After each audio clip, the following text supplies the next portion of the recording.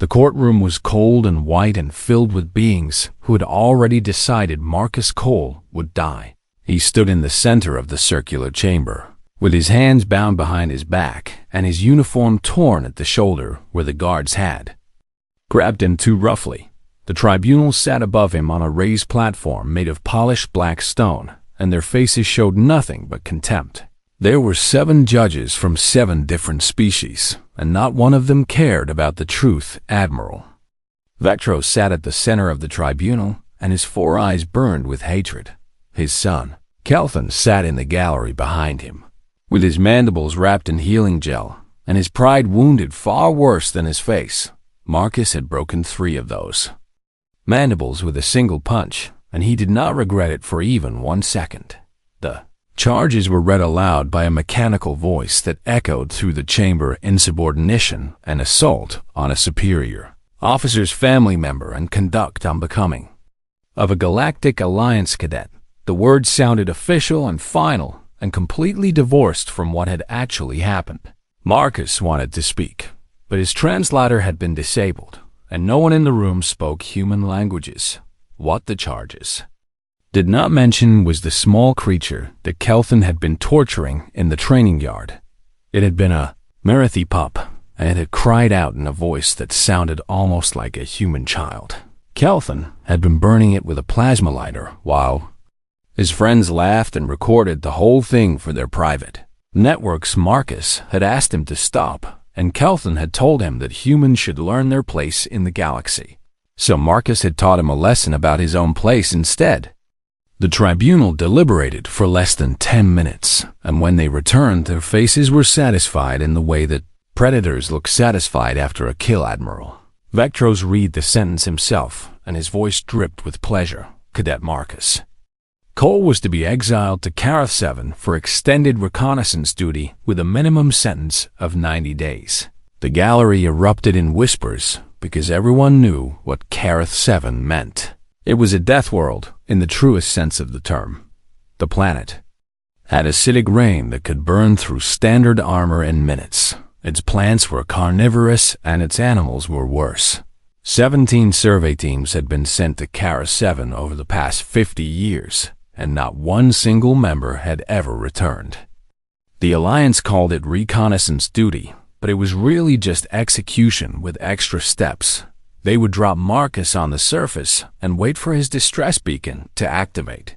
And then they would wait for it to go silent, and then they would file his death under acceptable losses and move on. Kelthon smiled at Marcus from the gallery, and his broken mandibles clicked with satisfaction. Marcus smiled back, and that seemed to disturb Kelthon more than anything else.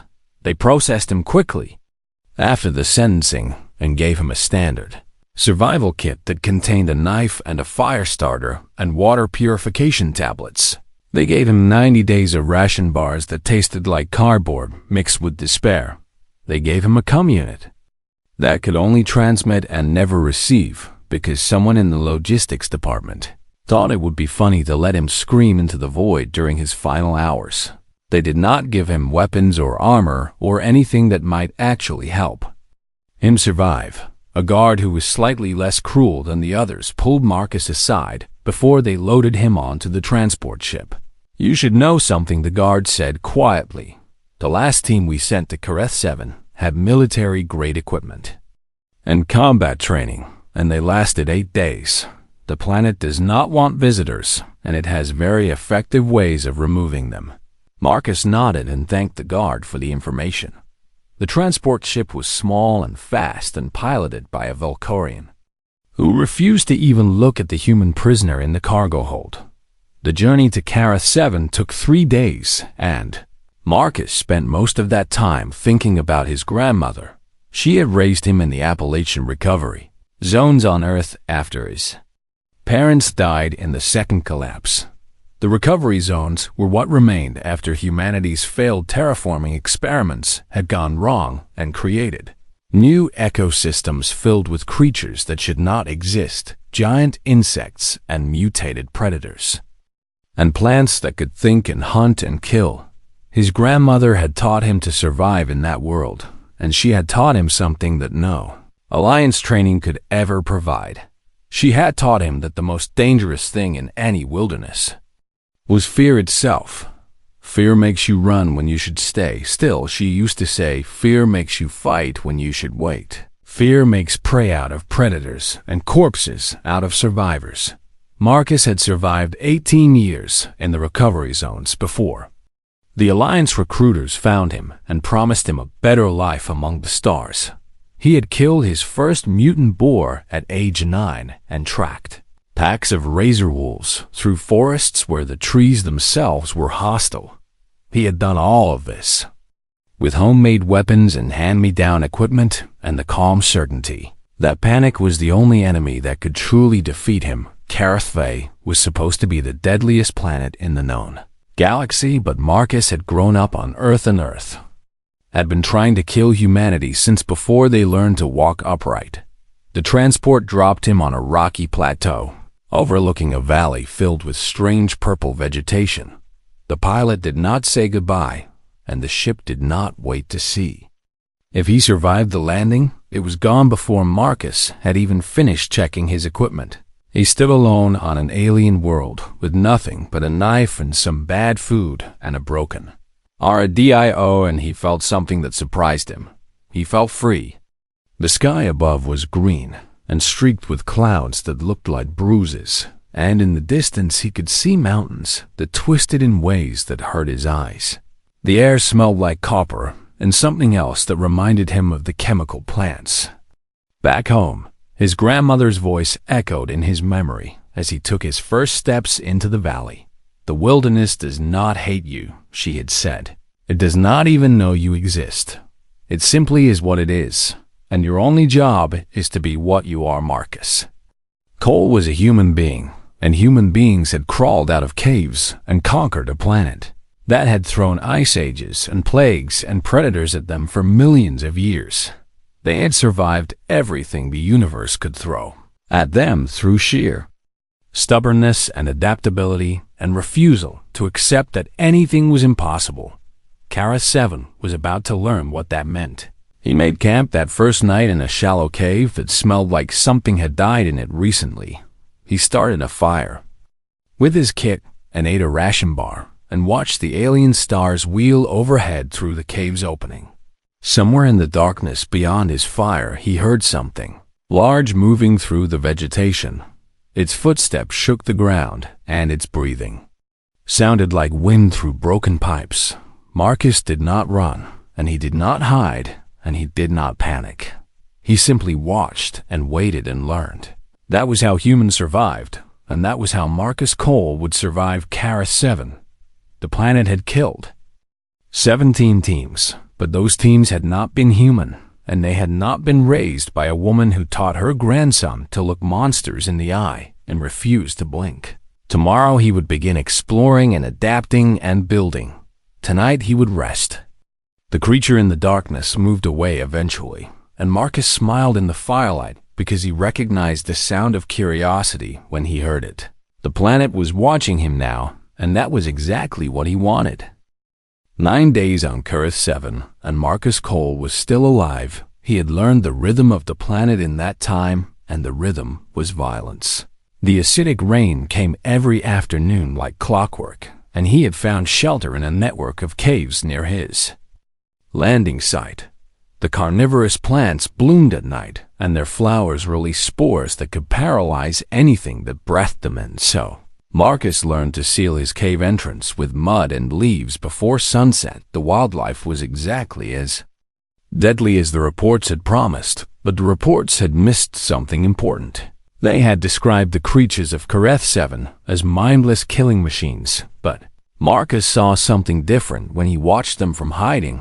They were smart. The pack hunters communicated with clicks and whistles that changed depending on what they were stalking. The ambush predators chose their hiding spots based on game trails and water sources, and they rotated locations to avoid becoming predictable. The scavengers waited for larger predators to make kills and then worked together to steal portions while the killer was distracted. This was not mindless violence, but a complex ecosystem where every creature had learned its role and played it perfectly. The previous survey teams had arrived with weapons and armor, and the assumption that superior technology would protect them. They had fought the planet, and the planet had won because you cannot fight an entire world and expect to survive. Marcus had a different approach on the morning of day 9. He was sitting outside his cave, eating a ration bar, when he heard the footsteps approaching. They were heavy and deliberate, and they shook the ground with each impact. He had been hearing this creature for days now, and he knew from the survey reports exactly what was coming. The locals called it a Ravager. It emerged from the purple tree line like a nightmare made solid. 6 legs supported a body that weighed at least 800 kilos, and each leg ended in claws that could tear through metal bone plates, covered its head and spine like natural armor, and its eyes were small and red and filled with ancient hunger. Its mouth opened to reveal rows of teeth coated in something that smelled like acid. This was the creature that had killed Survey Team 12 in less than an hour. Marcus looked at the Ravager, and the Ravager looked at Marcus, and neither of them moved. Creature was confused, and Marcus could see it in the way. Its head tilted, and its nostrils flared. It had expected him to run, because everything on this planet ran from Ravagers. It had expected him to fight because some prey was stupid enough to try. It had not expected him to simply sit there eating his breakfast like nothing unusual was happening. Marcus took another bite of his ration bar and chewed slowly. The Ravager circled him at a distance, and its claws tore furrows in the rocky ground. Its breathing grew heavier and more frustrated as the minutes passed, and still the strange small creature refused to behave like prey was supposed to behave. Hours went by. Marcus finished his ration bar and started talking because the silence was getting boring. "You know," he said in a calm and conversational tone, "I had a dog back on Earth when I was a kid. His name was Brutus, and he was about half your size, but he had the same look in his eyes when he did not understand something." The Ravager stopped circling and stared at him, its head tilted to the other side. "My grandmother found him in the wastes," Marcus continued, "and he was half dead from a fight with a razor wolf pack. She brought him home and nursed him back to health, and everyone said she was crazy because waste dogs were killers who could never be tamed." The Ravager took a step closer, and its nostrils flared again as it tried to categorize the strange prey that would not stop making noises. But Brutus was not a killer, Marcus said, and he smiled at the memory. He was just scared and alone and trying to survive in a world that wanted him dead. "Does that sound familiar to you?" Another step closer. Marcus could smell the creature now, and it smelled like blood and copper and something almost like wet fur. He could see the scars on its hide where other predators had challenged it and lost. He could see the intelligence in those small red eyes as it tried to solve the puzzle. He reached into his pack slowly and carefully and pulled out another ration bar. Ravager tensed and its muscles coiled for a strike. Marcus broke the bar in half and tossed one piece onto the ground between them. The creature stared at the offering like it was a trap, because of course it was a trap. Everything in this world was a trap, and survival meant never trusting anything that seemed too easy. But Marcus just sat there eating his half of the bar and waiting.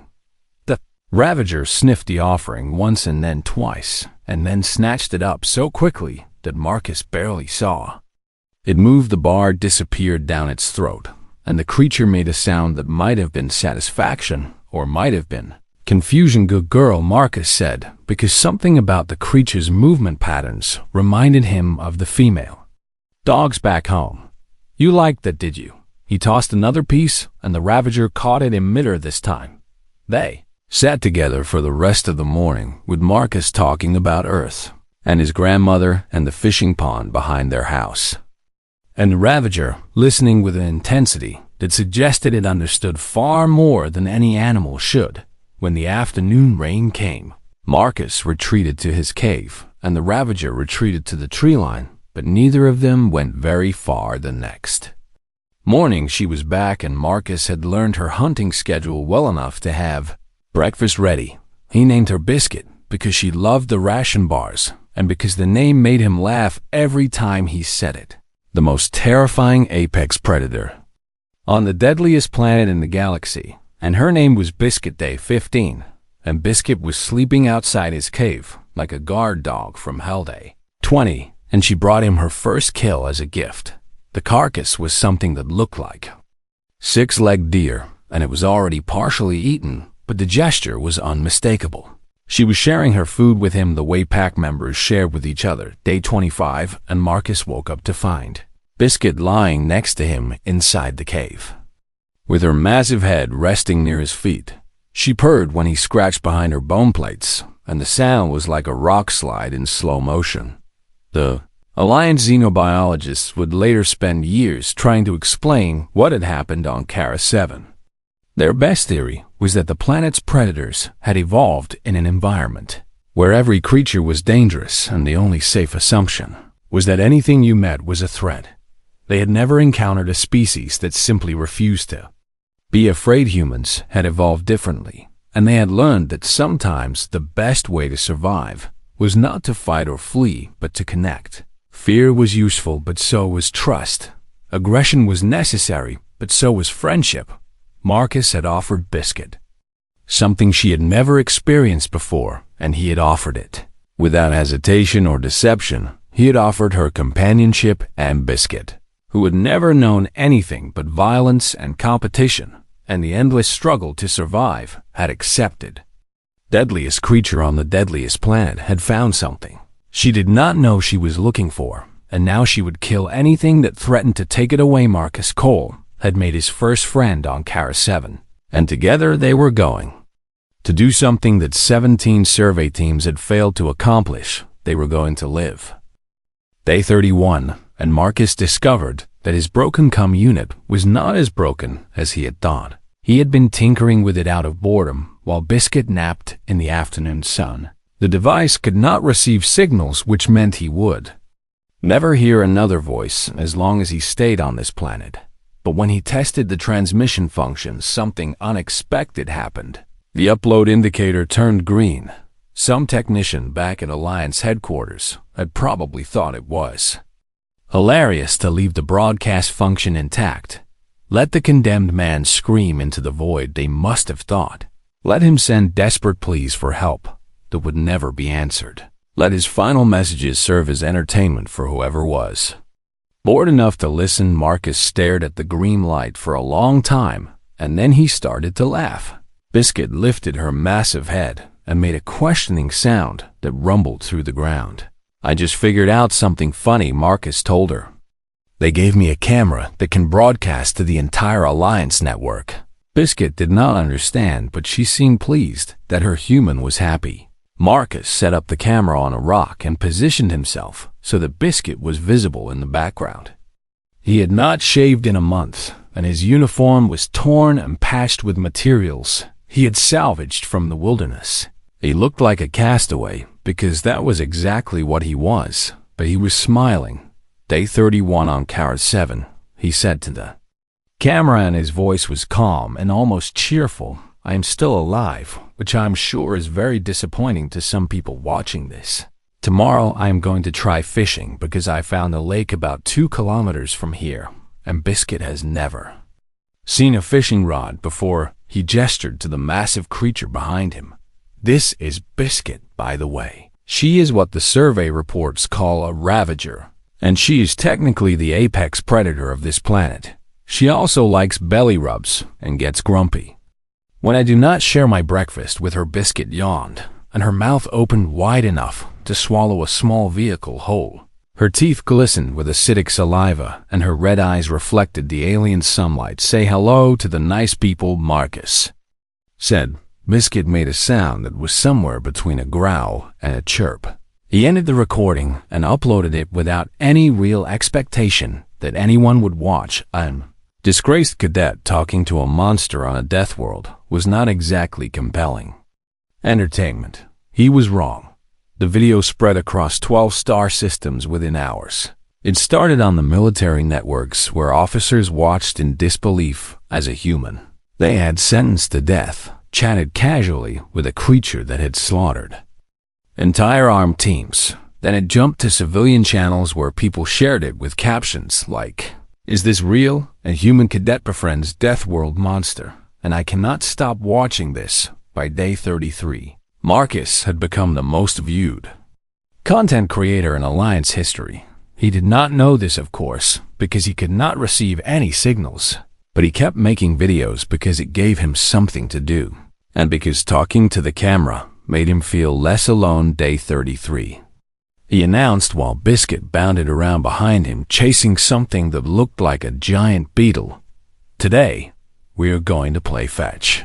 He held up a rock that was roughly the size of a human head. Biscuit had learned fetch surprisingly quickly. Although her version involved a lot more property damage than the Earth version, Marcus threw the rock and it sailed through the air, and Biscuit launched after it like a missile made of muscle and bone plates. She caught it in her jaws and the rock shattered into pieces. "We are still working on the bring it back part," Marcus admitted to the camera. Day 37 was a cooking tutorial. Marcus had built a smoker from rocks and clay, and he was preserving meat from one of Biscuit's kills.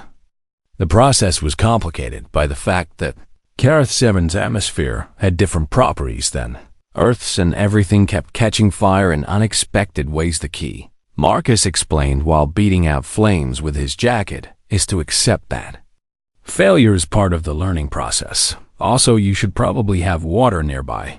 I did not think of that until just now. Biscuit watched from a safe distance with an expression that suggested she thought her human was insane.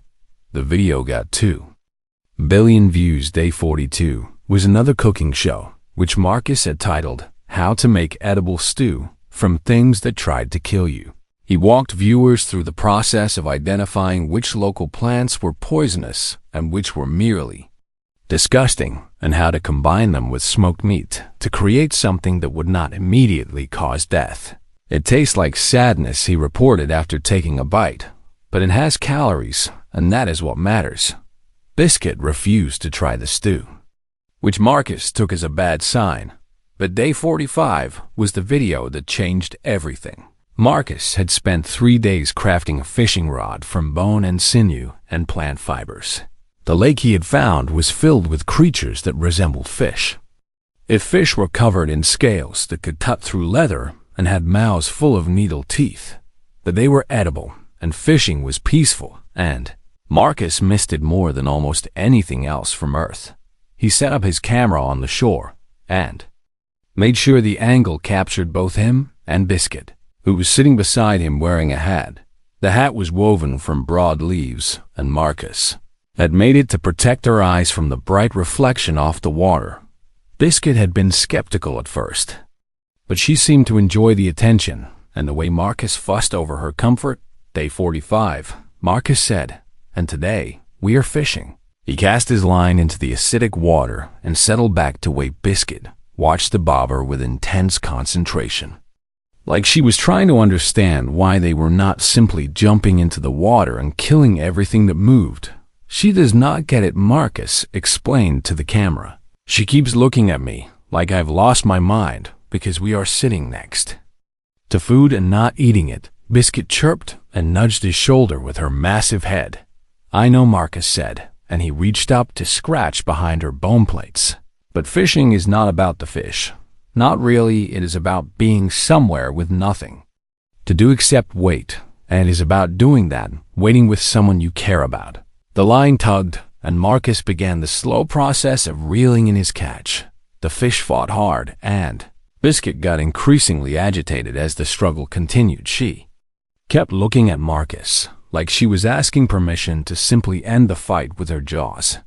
"No, ma'am," Marcus told her firmly. "We do this the right way." He landed the fish after 10 minutes and held it up for the camera. It was ugly and spiny and probably toxic in at least 3 different ways, but he was smiling, and Biscuit was pressed against his side, and the alien sun was warm on his face. "My grandmother used to say that you can tell a lot about a person by how they fish," Marcus said. "Some people treat it like a competition, and some people treat it like a chore, and some people understand that the whole point is just to be present in a moment with nothing else demanding your attention. He looked at Biscuit, and she looked back at him with those ancient red eyes. "I think she is starting to understand," Marcus said softly. Biscuit made a sound that no Ravager had ever been recorded making.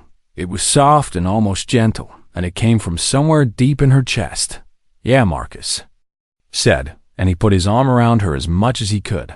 "I love you too, you terrifying monster." The video ended there. It was watched 11 billion times in the first week alone, and it made beings across the galaxy cry in ways they could not explain. A human and a monster sitting by a poisonous lake on a death world, fishing together and somehow finding peace. The Alliance had sent Marcus Cole to die, but instead he had found something worth living for, and he was sharing it with everyone who watched. The videos created a crisis that spread across the entire Galactic Alliance. It started small with conversations in break rooms and messages shared between friends. "Did you see the human on Kara 7? And how is he still alive? And have you watched the fishing one yet?" But small conversations became large ones, and large conversations became movements, and movements became something that the Alliance leadership could no longer ignore. Admiral Vectros watched the fishing video 17 times, and each viewing made him angrier than the last. His son Kelvin had stopped leaving their family compound because everywhere he went people recognized him as the reason Marcus Cole had been exiled. The story had spread alongside the videos, and now the entire galaxy knew that a human cadet had been sentenced to death for defending a helpless creature from Tortura. Kelvin had become a symbol of everything wrong with the Alliance, and his father had become a symbol of corrupt justice. The Admiral demanded that the broadcast be classified as military intelligence and shut down immediately. But his colleagues on the tribunal refused because they had seen the viewership numbers and they understood something that Vectros did not. Shutting down the videos would only make things worse. So the broadcast continued, and Marcus kept making them without any idea of the chaos they were causing. He filmed himself building a cabin from local materials and explained his construction techniques. To an audience of billions, he documented his attempts to cultivate a garden using modified native plants, and his many failures became entertainment in their own right. He showed Biscuit learning new tricks and playing with her human and gradually becoming something that looked almost like a pet. But the videos also raised questions that made powerful beings very uncomfortable. Why had humans been kept in junior positions throughout the Alliance when they were clearly capable of surviving situations that killed other species? Why were human instincts labeled as reckless and dangerous when those same instincts had allowed Marcus Cole to do what 17 survey teams could not? Why had the Alliance sent a cadet to die for showing compassion? The question spread from civilian networks to political forums to the halls of power itself. A Marathi delegate named Sorrel watched the video of Marcus punching Kelvin and then watched the video of Marcus sharing his breakfast with Biscuit, and she saw a pattern that disturbed her deeply. The Alliance had systems in place to handle troublemakers, and those systems usually worked, but Marcus Cole had not been a troublemaker. He had been someone who refused to accept cruelty, and the Alliance had tried to destroy him for it. What did that say about the Alliance itself? Sorrel began asking questions in official channels, and other delegates joined her. The investigation revealed that the tribunal had ignored standard procedures, and that Admiral Vectros had personally manipulated the assignment to ensure Marcus would be sent to the deadliest possible location. They found evidence that Kelvin had a history of animal abuse and that his father had covered it up repeatedly.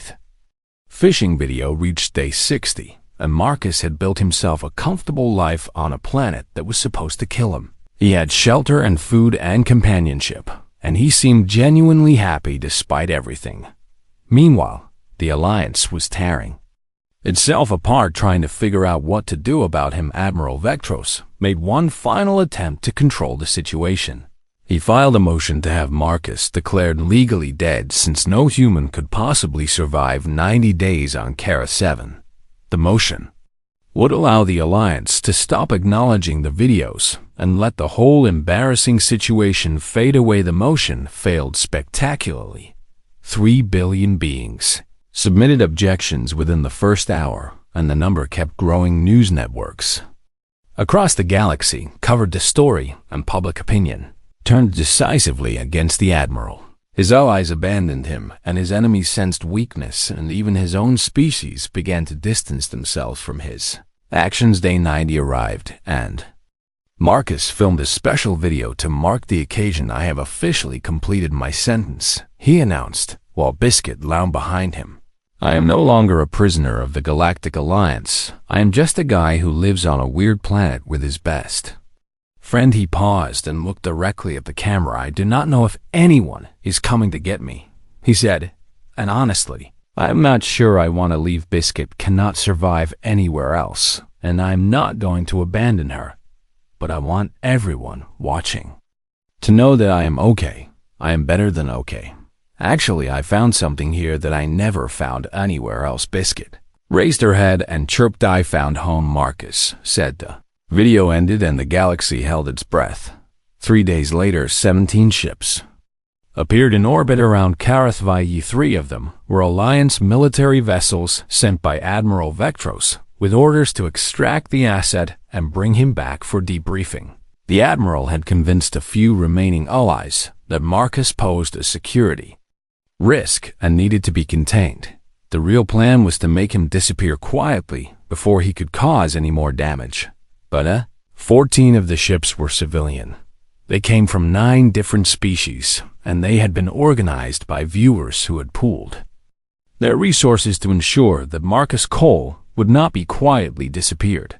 There were passenger transports and cargo haulers and even a few personal yachts, and they had all made the journey to Kara 7 for one reason: to bear witness. The military commander looked at the fleet of civilian ships and realized immediately that any attempt to take Marcus by force would be recorded and broadcast across the galaxy. The scandal would destroy careers and possibly governments. He requested new orders, and Admiral Vectros told him to proceed anyway. The commander refused. His crew supported his decision, and the other 2 military vessels followed his lead. They withdrew to a safe distance and waited while the civilian fleet established communication with the surface. Marcus received his first incoming transmission in 93 days. "Hello," the voice said, and it belonged to Delegate Sorrel. "My name is Sorrel, and I represent the Mirithi people. We have been watching your videos, and we have come to make sure that you have a choice in what happens next." Marcus stared at his comm unit like it had grown a second head. Biscuit sensed his confusion and pressed against his side. "A choice," Marcus repeated, because the concept seemed foreign after everything he had been through. "Yes," Sorrel said. "You can return with us to Alliance space, where you will face no charges and receive a full pardon. You can remain on Kara 7 with whatever support you need, or you can do something else entirely. The decision is yours, and no one will force you to do anything." Marcus looked at Biscuit, and Biscuit looked back at him. "What about her?" Marcus asked. "She cannot leave this planet. The environment would kill her." There was a pause on the other end. "We know," Sorrel said. "We have been discussing options, and there are several possibilities. But we will not ask you to abandon her. We have all seen what she means to you." Marcus sat down heavily on a rock, and Biscuit immediately curled around him like a protective wall of muscle and bone plates. For the first time in 93 days, he let himself cry. The military ships retreated without incident, and Admiral Vectros found himself facing an emergency tribunal of his own. His career was over, and his family name was ruined, and his son would spend years trying to escape the shadow of what they had done. The galaxy had watched a human cadet survive the impossible, and they had decided that he deserved better than the justice he had received. Now, they were going to make it right.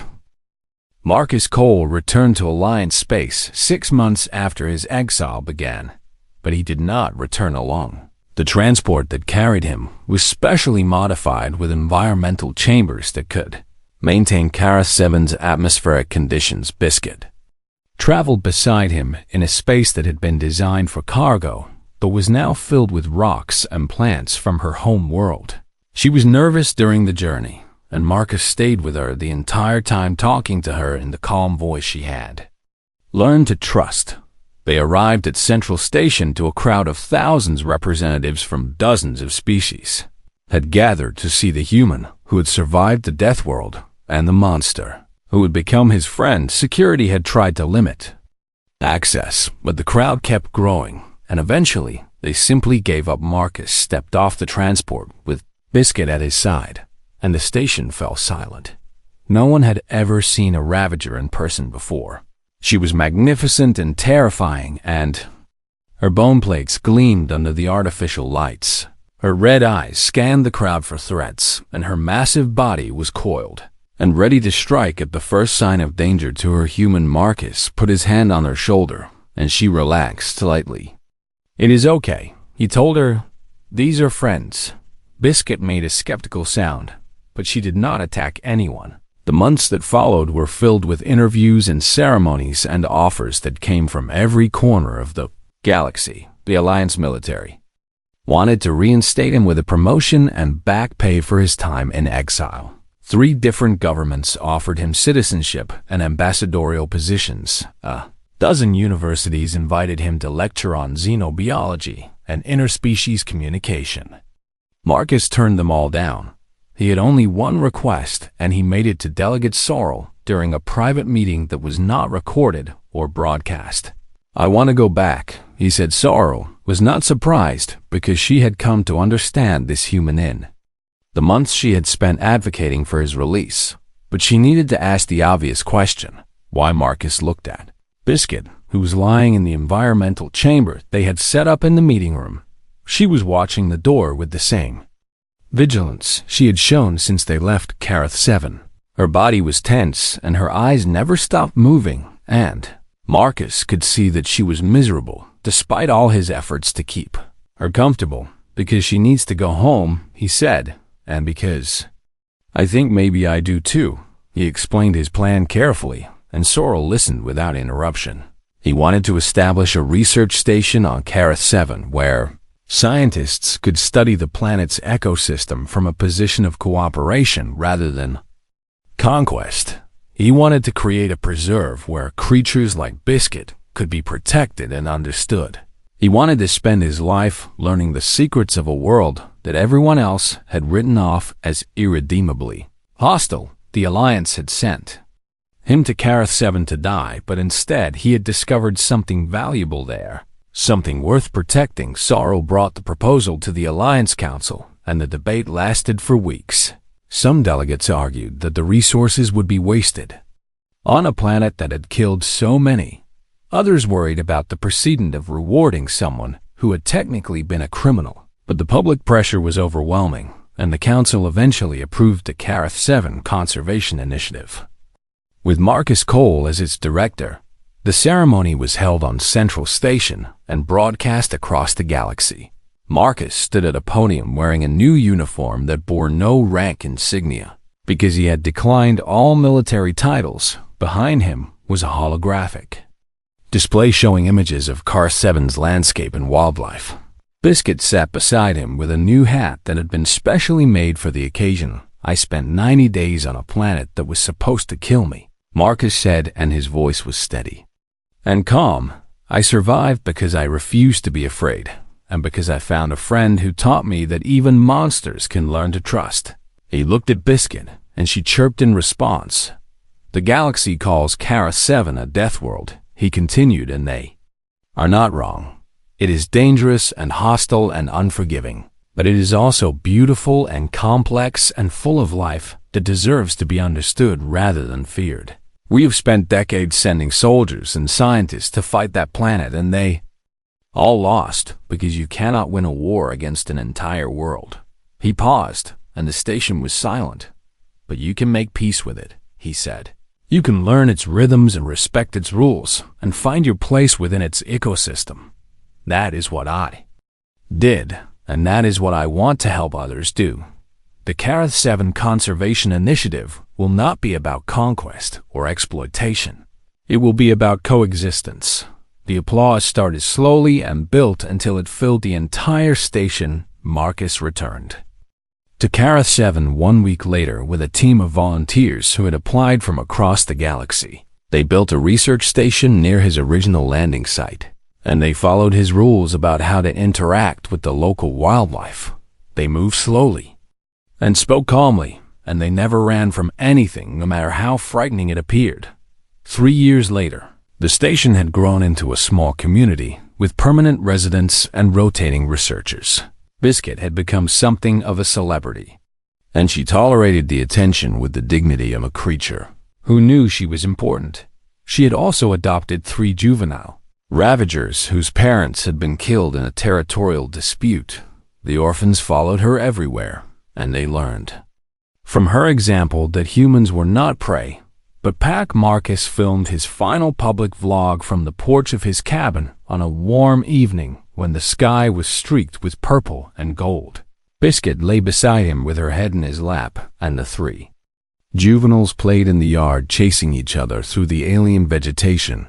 "They sent me here to die," he said, and his voice was soft and thoughtful. "I think about that sometimes when I watch the sunset. I think about the people who decided I was not worth saving, and I wonder what they thought would happen." He scratched behind Biscuit's bone plates, and she purred. "But I also think they did me a favor," he continued, "because they sent me somewhere I never would have found on my own. They sent me to a place where I could be myself without anyone telling me I was doing it wrong. They sent me to a monster who became my best friend and a world that became my home." He looked at the camera and smiled. "So I want to say thank you," he said. "Thank you for giving up on me, because when you did, I finally had the chance to find out what I was capable of." Biscuit lifted her head and chirped at the camera. "Same time tomorrow, everyone," Marcus said. "We are teaching the kids to fish." He reached for the camera and the video ended. The last image was of Marcus Cole, surrounded by monsters who loved him on a planet that had tried to kill him, looking happier than he had ever looked in his entire life. The galaxy had called Carath 7 a planet of no return, but Marcus had returned something to it that it had never had before: hope, and the planet had given him something in exchange: a family.